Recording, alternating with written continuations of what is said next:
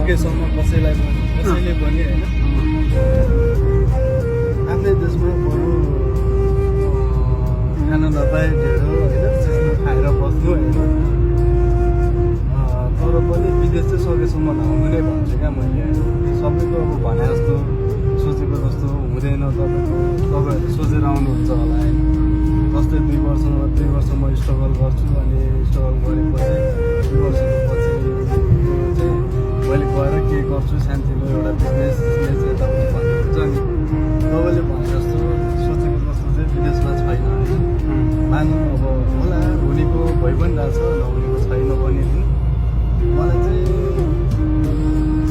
कस्तो लाग्छ भने विदेशभन्दा आफ्नै देशै ठिक लाग्छ क्या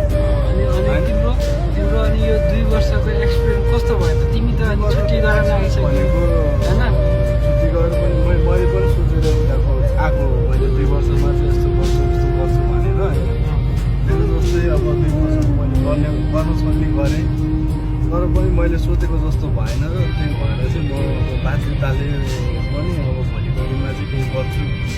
केही बन्छु भनेर 1 वर्ष स्ट्रगल गर्छु भनेर चाहिँ फेरि म 1 वर्ष रिन्यू गरेर बसेको हो होइन त्यस्तै विदेशी लाइफ